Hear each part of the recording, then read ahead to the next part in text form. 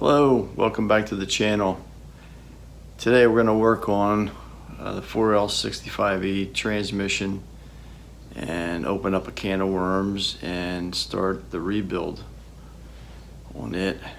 I'm going to figure out what I've got to order as far as parts and rebuild kits, and just I don't know any of the details of this transmission or the condition because it came out of the car and I don't know if it ran or not as far as the engine and transmission, but we're going to give it a try, and we still have a few odds and ends to work on the frame. Maybe do a little work on the fuel cell, the fuel tank. But let's give it a try and hope that there's no big surprises inside this transmission.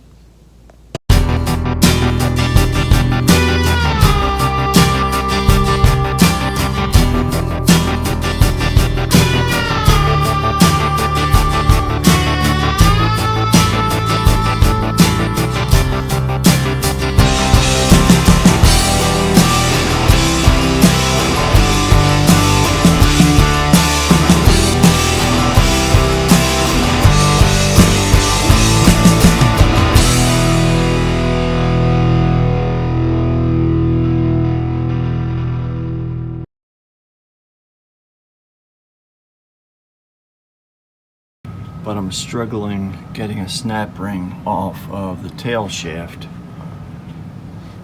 I'm swapping out the tail shaft, and I just can't get this snap ring, this tiny little snap ring, off back here to release the tail shaft. So the snap ring pliers I have just won't catch, and I've got to squeeze it to open up the snap ring, but this guy just can't get it. I've tried using a pick to grab each side of the ring and open it up, but I just can't get it. So the guys on YouTube that are rebuilding transmissions just go in there and get it released in a few seconds. But I've been struggling, so it's a tough one. Well, I think persistence pays off. I took a ride to Harbor Freight and decided I'm going to forget the snap ring tool method and try to get it with picks, and it worked out. So let me show you what I have. Inexpensive Harbor Freight picks. I bought two sets because they have like a curved, straight, 90 degree, and then this one has like a multi angle and a straight. So I was lucky. While I was there, I bought a nice, beautiful little compact light, and it spreads a wide angle or very narrow. But this thing is really bright for 14 bucks. You can't go wrong. So I was able to get the snap ring off, if I can find it now. There it is. It's off. And what I did was, it was a combination of using these two picks, the one with the right angle, and I was able to get in there and pry it open enough to pull it back and get it over the lip. Let me show you on this, on the tail shaft I'm putting in. I was able to get it over this lip, and let me just try it on here. I'm not going to put it on, but when I do have to put it on, this is the guy I'm going to be putting in. So I was able to get it off for $2 a set. I couldn't go wrong, so I decided to buy two sets for $4, and just a little bit of time. None of the I was afraid that some of the tips were going to break off, but no, they're fine. So I was able to get the clip off, and I'm going to pull the this assembly out.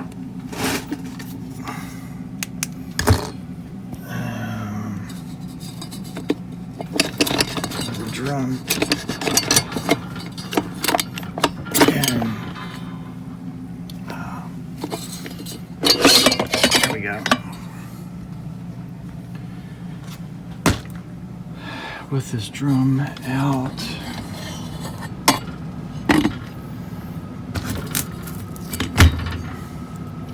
And believe me, I'm not a transmission rebuilder. This is the first time I've done a 4L65, but the main reason I'm doing it is, well, to verify that it doesn't have any excessively worn parts, and also I have to get this tail shaft switched over. This was from a 4-wheel drive, so it had a transfer case attached to the back end, and it has a shorter tail shaft than the 2-wheel drive version. So let me get this thing on a stand and I'll show you. Okay, so we got this sun gear out, and I took a look at it. Again, I'm not a transmission expert by any means. This is the first L65 that I've torn apart, and I'm still trying to determine which rebuild kit to get. As far as certainly needs, you know, new O-rings everywhere and seals, but I don't know what hard parts are going to be needed. So let me just show you. From what I understand, to get this next section out, you've got to get this outer O-ring, and I'm going to use the new pick again and see if I can get it.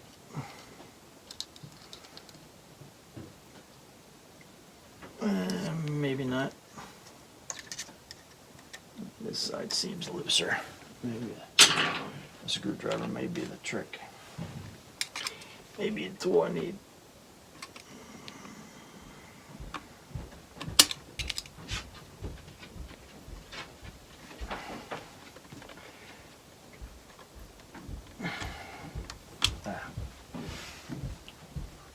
Let's see.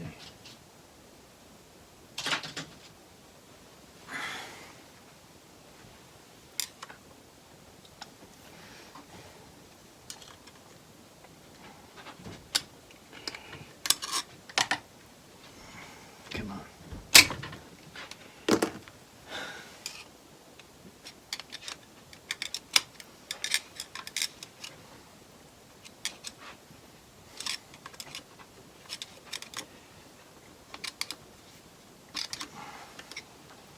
All right, let me see if I can get this thing out.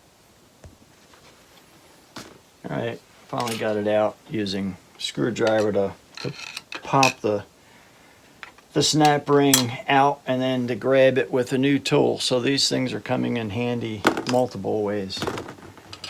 So, snap ring, let's see. Best way to lay these out.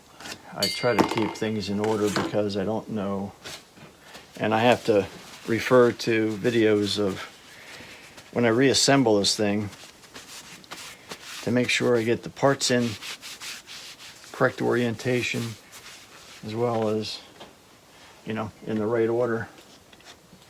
So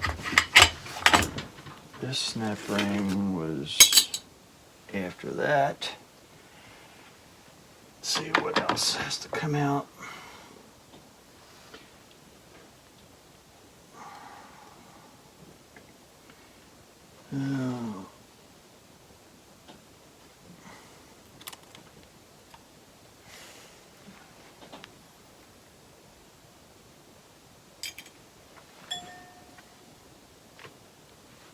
Okay.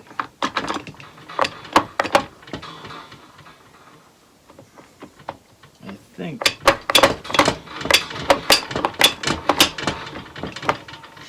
oh, all Now, the clunk spring is back here.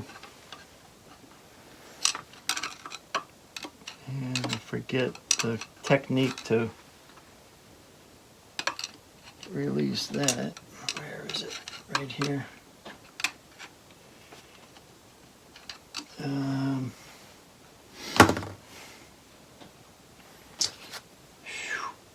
You know, I'm like an old lady driving in a snowstorm. I just got to go slow, but try not to run off the side of the road. So I'm just trying to make sure that I don't mess anything up and get everything put back together the way it should be. So let me see if I can get this this anti-clunk spring out of here. I apologize for skipping a lot of detailed steps, but I'll put a list of the websites and the YouTube channels that I refer to when doing any transmission work. The one is South Paul's, and it's very good. The other is Precision Transmission, and I think Precision Transmission, those guys are in Texas, and he puts out a lot of videos for all kind of transmissions. The guy's a master, but they're both really good, and so I refer to them. And usually when I'm working on transmission, like now, I'm referring to those videos constantly. So I have my computer right here and use it as a go-by, step-by-step. You can buy books to refer to, but I find it just going through YouTube again is the best for me. So I got the center support released. What there is the anti-clunk spring is back here, and you have to kind of put reverse pressure against that spring because the center support is jammed into the case, and so it's difficult to get through. So using a pair of snap ring pliers, put a little bit of pressure in the opposite direction of that spring and give it a little tap on the back of the tail shaft, and it came loose. So let me see if I can pull this out here without dropping everything. And I hear the anti-clunk spring in there.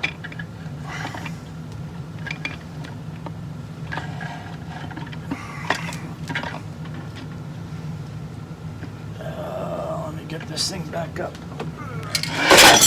One, full support. Strength again. I hear a lot of loose parts.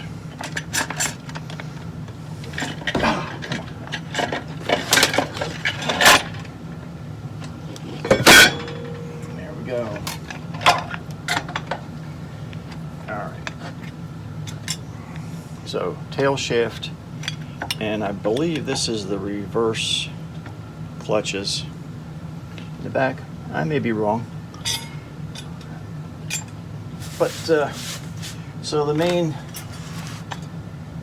emphasis of this video right now is to replace this tail shaft. Here's the anti-clunk spring, and I'm trying to keep count of all the parts. So I think I'm at the point where I can begin to disassemble some of the sub-assemblies, like this whole clutch pack, to take a look at the clutches and O-rings, seals, bearings, or things like that, in order to determine which is the best rebuild kit to buy. And we'll see what happens. So I'm going to go ahead and put actually I'll take a look at that bearing on the back end where the tail shaft rides, and see if that's got to be replaced. I think this transmission and motor that I have had 130,000 miles on it. I mean, so there are some parts that are probably going to be required to replace. So I'm going to go ahead and do that. And again, you can refer to the pros, the way they rebuild the transmissions, and which is more instructive and more information than I can give you. So I'll put the link below, and I'll get back when I get some of this thing put back together.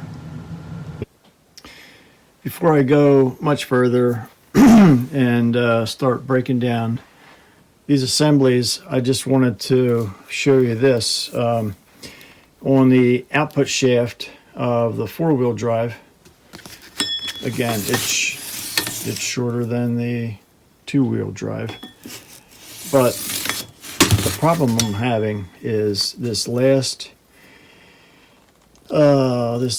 gear is what I think is it's mechanically locked into the shaft, and I don't know if I can get this thing apart without breaking something.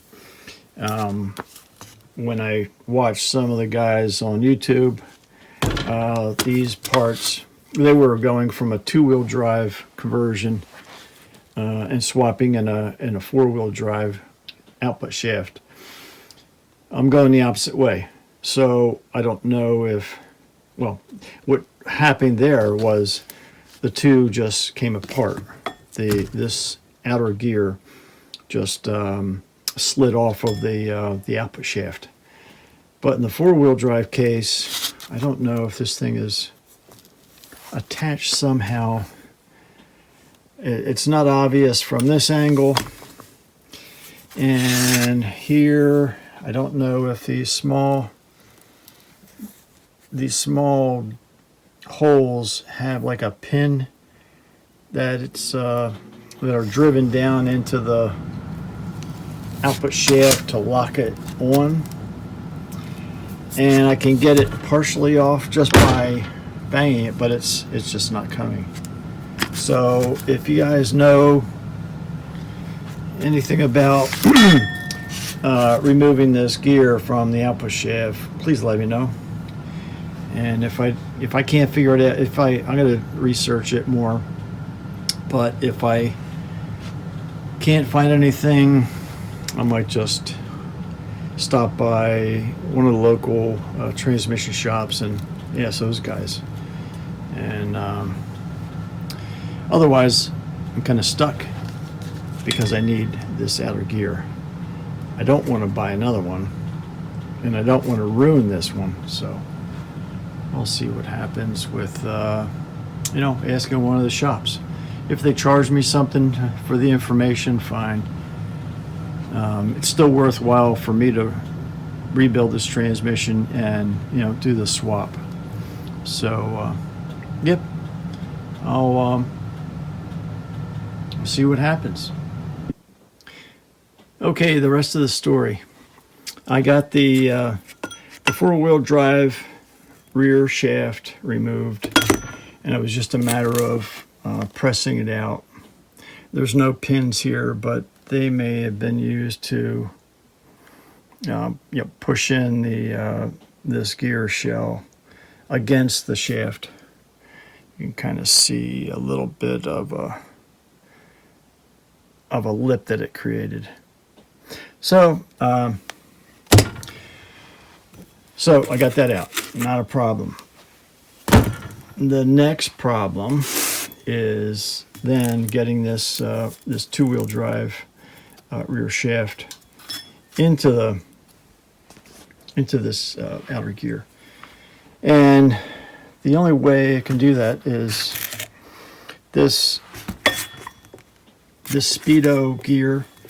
There's a Hall effect sensor that senses speed of the output of the transmission, and that has to go into,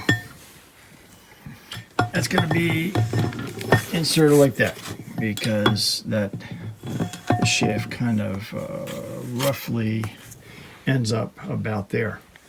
But I can't get this gear through that small hole, and I need to then press on this gear, this outer or this rear ring gear, onto that shaft. So it's going to have to be a combination of pressing it on while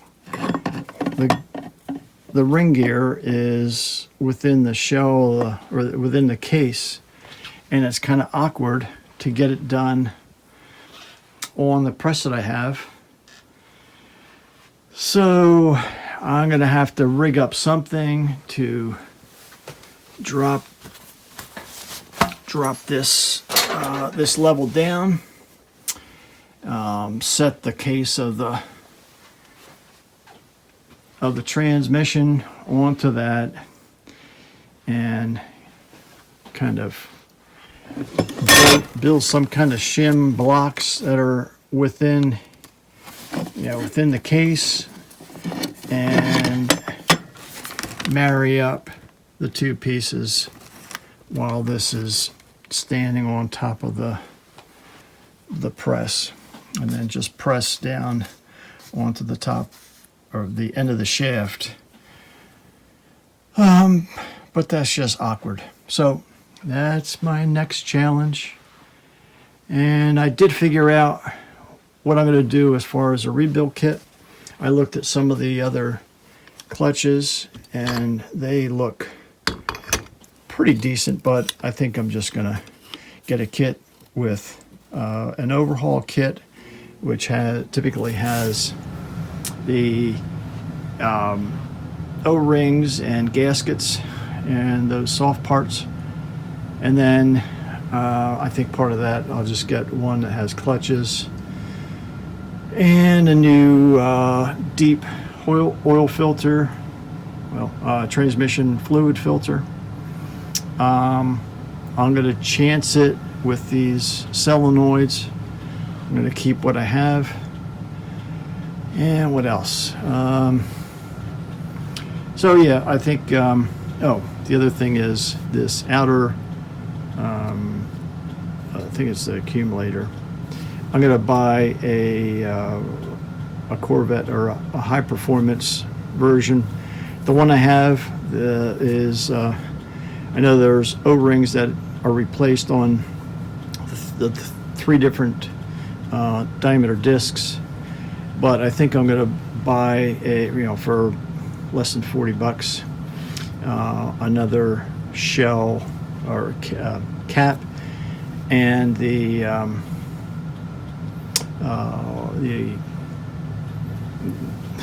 I just don't remember what it was called. Is it the accumulator?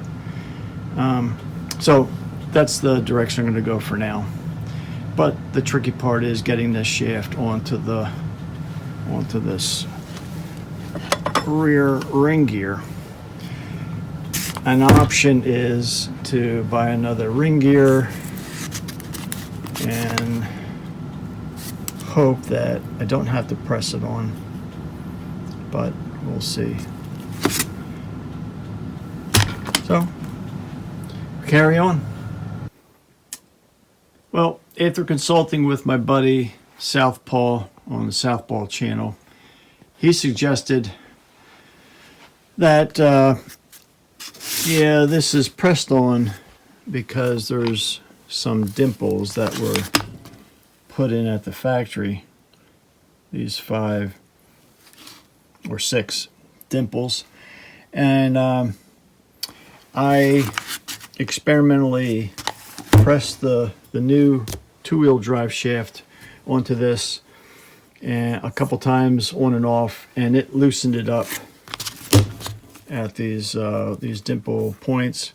So South Pole suggested assembling the back end unit, and then lastly, after the snap ring goes on to hold the back end unit together and firmly in the case, then put the shaft in, and with a mild mallet or something to not crush the end of the tail shaft is to tap it in, and so it should go in pretty well. And that's what we're going to try. But first I've got to I ordered the rebuild kit and I haven't received it yet, so we're going to switch gears for today.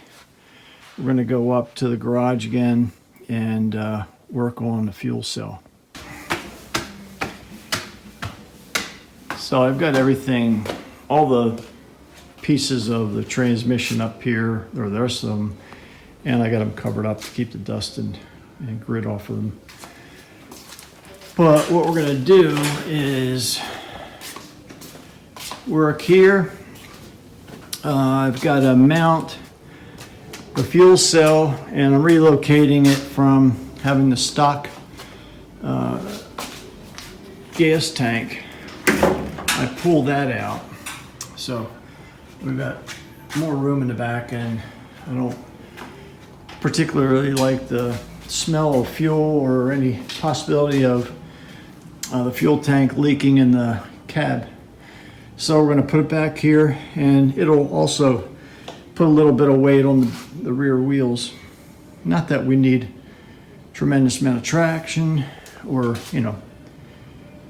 but I do want a little bit of weight back here, so that if it does rain, that or any bad weather, that will have some weight to help push the tread down onto the road surface.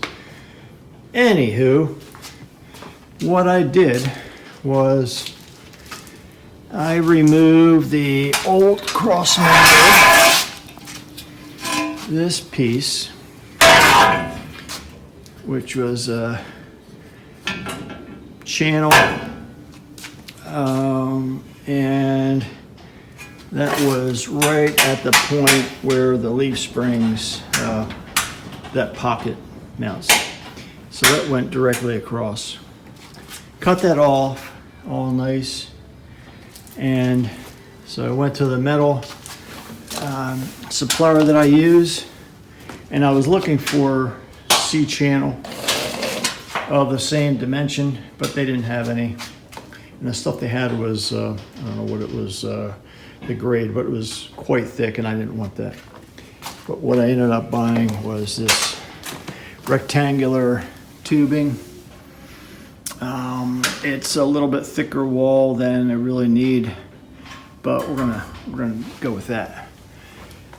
So what I want to do is, and I put this temporary brace here to keep the width of the frame constant. So what I'm going to do is position the fuel cell as you see it. It will drop down some more. Yeah, I don't know exactly how low I'm going to put it, but I did want to get it lower than these step notches. And if it's at that point, I mean, the step notches are I'm not gonna be able to put in a standard bed in the truck, but I did want to possibly make it that, envisioning the side of the box, have something that would go across from the edge of the box down to the bed, and so that was one possibility. But the other is keep the level across the entire bed that high, so it's a flat surface all the way. But that just means there's a very shallow depth from the top of the box to that level of the bed. So if I did that, I could just mount height-wise the fuel cell at about that point. But I think I want to drop it down just a bit lower. Also, what I intend to do is position the fuel tank about where I need it, front to back. Put this bracket back here. Put that against the tank. Weld it into the frame slide it in here and weld it around the perimeter of the rectangle. Do that in the back, and then put another one in the front. And then from that point, I was thinking about, well, I can use these mounting brackets that came on the fuel tank, and I can put a shim there so that I can drop the tank down, put the spacer, and then put a through bolt from the bottom of this bracket up into the cross member. So I think I'm going to do that. I want to make sure that I'm not going to get fouled up with the feed line of the fuel tank and then the return. So I want to make sure I've got enough clearance between the pumpkin and those lines. So I'll probably use a 90 degree off of that, or a compound 90 to down and then a 90 over, and then send it up alongside the channel of the frame to the engine. The other consideration is I'm going to cap off probably one of these vent lines, and then put another rollover vent on here, so that will increase that height some, and then take it off with a 90 degree, and then that will go below the tank. So in case there's a rollover, you want to make sure that we're not going to be dumping fuel out of the tank onto the ground and potentially catching fire. So what that check valve, there's a check valve in the rollover vent. Typically it's a ball, and so if it rolls over, the ball is going to shut off the vent and eliminate any more spillage. So that's what we're going to do today. I've got to cut these cross braces and fit them into place. So here we go.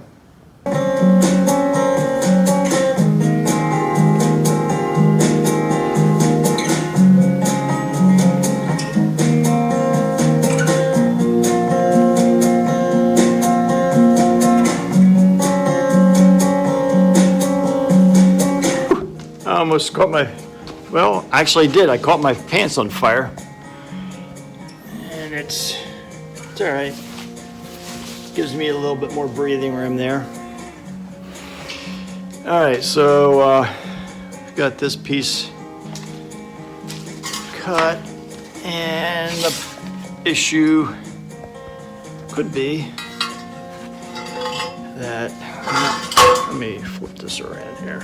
The issue is that this thickness exceeds the width of this channel. So what I might have to do, might have to cut off just this top cap so that it can slide in into that channel. Or on this back side, I can knock this frame a little bit higher, but might make sense to chop this off. I have to chop off that top for the front cross member. That one is a little bit trickier. So let me think about that. We'll go with chopping off the top of that cross member.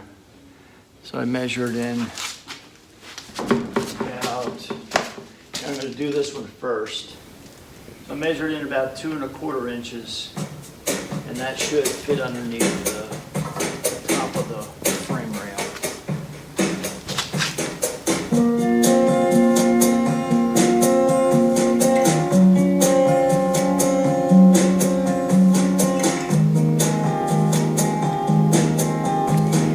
I got the cross member pieces cut and squared up.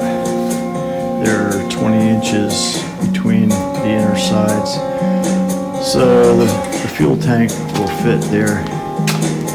I did have to notch out one bottom side of that. You can see it hot, but that gave me, that narrowed up the piece sliding in. The male piece just had to be narrow.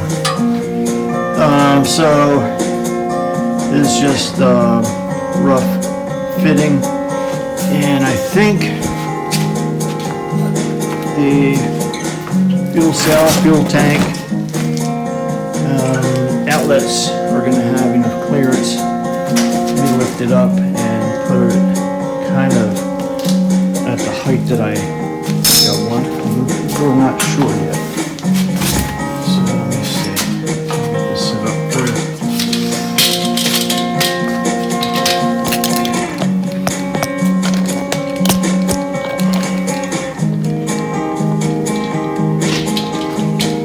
I'm going to use this box. It's kind of in the ballpark of height-wise.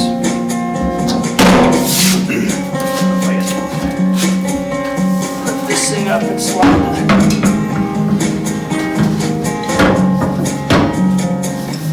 the box in. Yeah, stay up there. And on.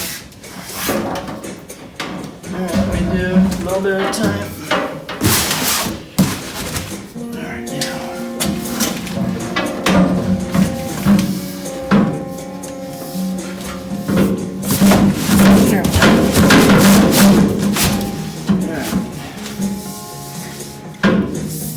So that's kind of squared pretty well.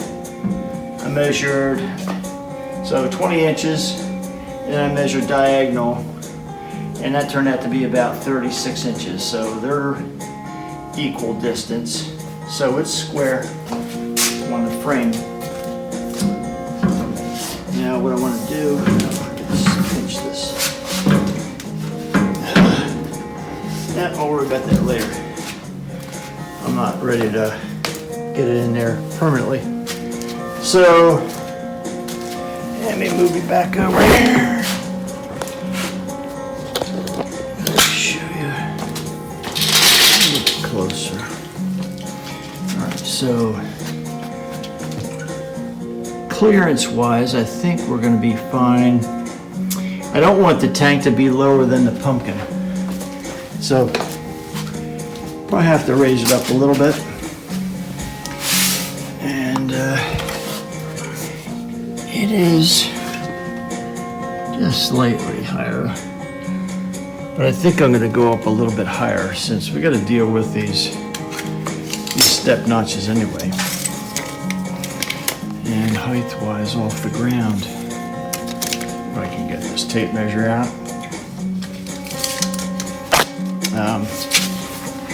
So it's not loaded, of course. And so it's right around 9 inches right now. So I think I want to go up to 10 or 11. And I think that'll be just fine. I guess the idea is to make sure that the fuel lines are going to clear everything safely. And also secondarily, the support is adequate. These are certainly very beefy.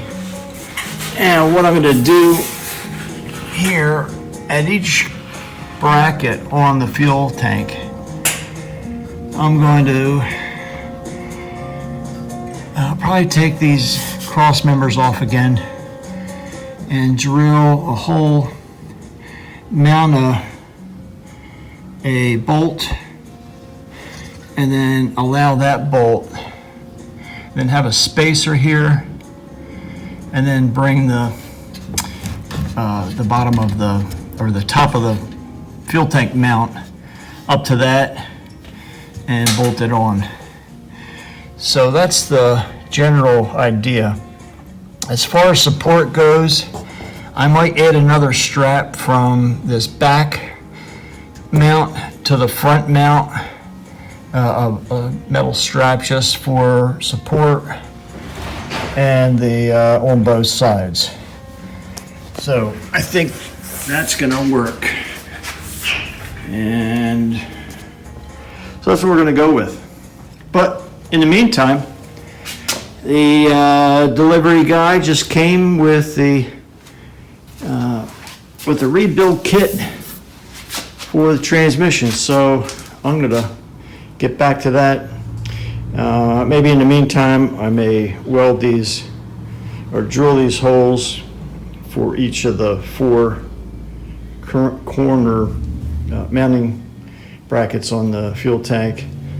Drill these cross members, put the bolts in, and then weld those into place. And but yep, let's get back to the transmission. So I did get my rebuild kit, and I've got part of it here. We've got the clutches and the steels out. I've got some of the clutches soaking in transmission fluid, which you should do. Let them soak and sop up that fluid so the clutches become saturated. So I have half of the back end installed already, the the sun gear, and but I did want to show you one thing. I have the clutches and the steels in. The steels that I got in the kit are not what I want to put in. These, this set, at least for the rear, these do not have holes to allow transmission fluid to flow between, because you want to make sure that these, between the steel and the clutch, that they're lubricated plenty. These don't allow as much fluid to go in between those steels and clutches, so I'm keeping the original ones on, and I remember using those. Let me pull out one of these clutches, this top clutch. Well, I can't actually get it, but they should have a hole in multiple locations on each of the steels. So that's that. The one thing I did want to show you, because I've had a hard time and I didn't remember how I pulled it out, was this anti-clunk spring. This spring has to go in a specific orientation, that way or that way. It really should go in just like this. That goes into that slot alongside of the big slot here. So again, you've got a shovel end kind of on this side, and this one is flattish. So it goes in just like so.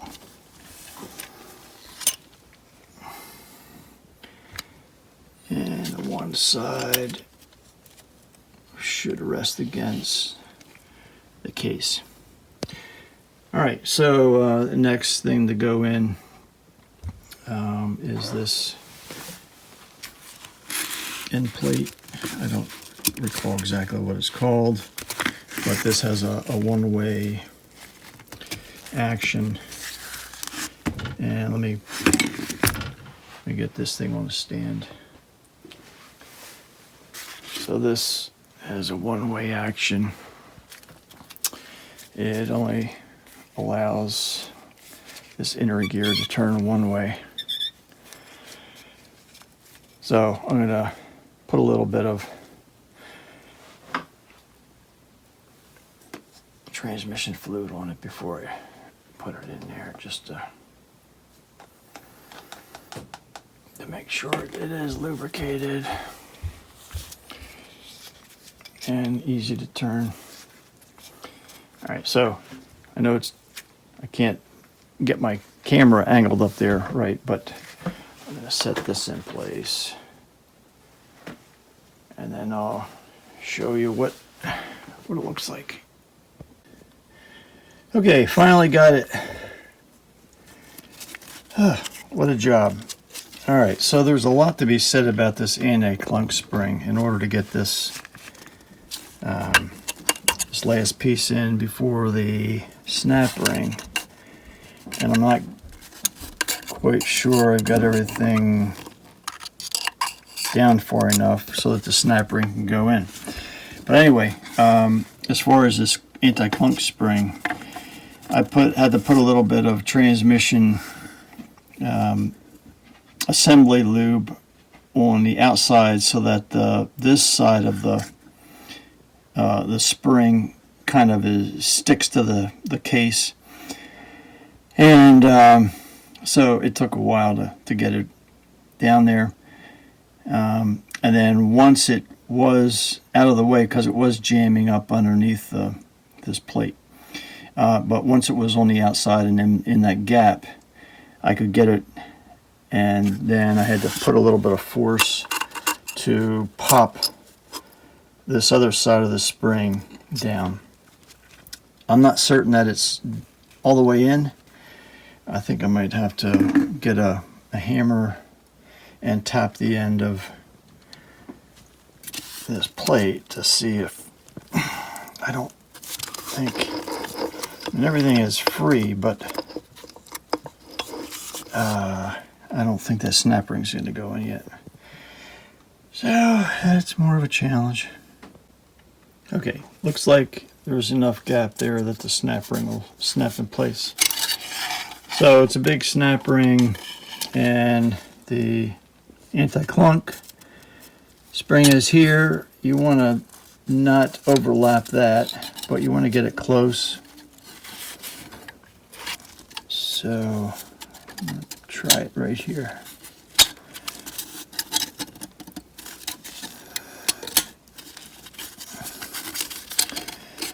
And what I'm trying to do is make sure the end of the snap ring goes under this lip of the case, and then the other end under this lip.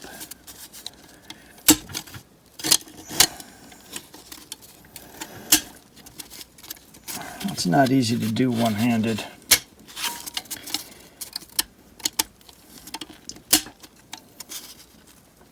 All right, I cry uncle. I'll do this two-handed. Okay, I've got the back end assembly in place with a snap ring, and I decided I'm just going to go ahead and put in the new tail shaft for the two-wheel drive. So it was not difficult to put in. Basically line it up, and I was using a rubber mallet to tap it in. So it took I don't know, a minute or two to tap it in there, and it's all good. So the next step is to get this shell gear in, and there's a plastic clip that I put in, and let me just double check in my rebuild kit to see if I've got to replace that. Yep, sure enough, I've got one from the rebuild kit. Let me take this one out of here. It's almost like it's a plastic type of bushing. The new one is just a little thicker to the touch. And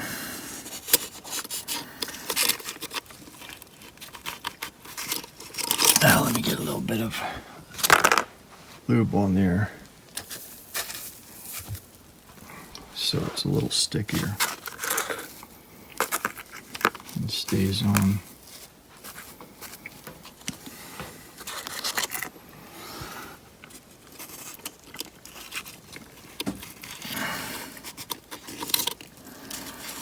Again, this is not really an instructional video of how to do something, because I don't know what I'm doing.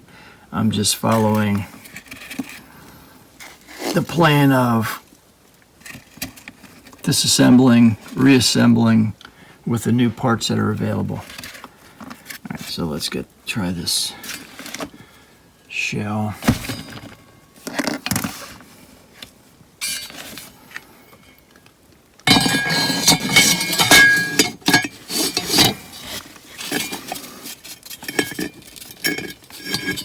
Okay.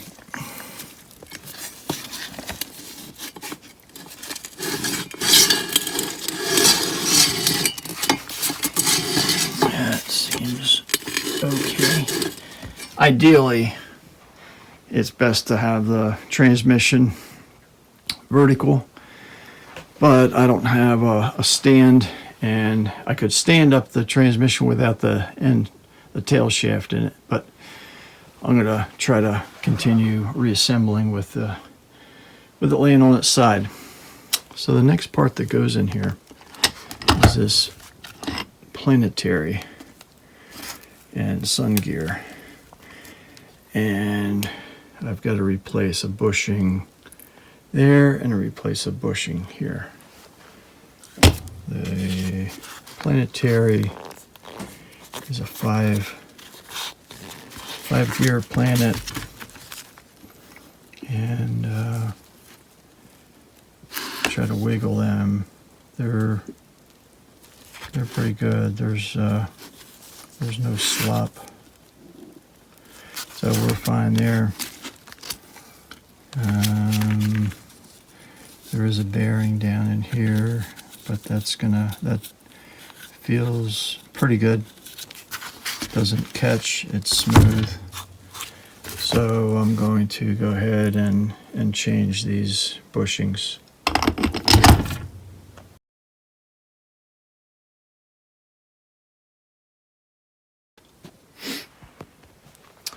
Well, I got the tail shaft on, the tail shaft housing, and most importantly, the front shell and the front ring gear, planet gear, and sun.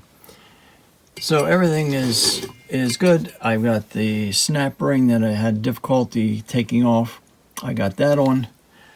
So I'm at the point where I'm going to take off the valve body and replace the parts that need to be that are in the rebuild kit. Check out the check ball valves, or check ball, and make sure we don't have any leaks there. So I didn't realize this video is as long as it was. So I probably will make a part 2 or not. The steps that I'm doing are all done by professionals or guys that make much better videos on transmissions than I do. But I just wanted to show you some of the fine details and some of the problems that I had. So it helps clarify what the other guys haven't really shown enough of. So I think I'm going to wrap up this video, and we'll see. Maybe I'll make a part 2 for transmission. And in this video, we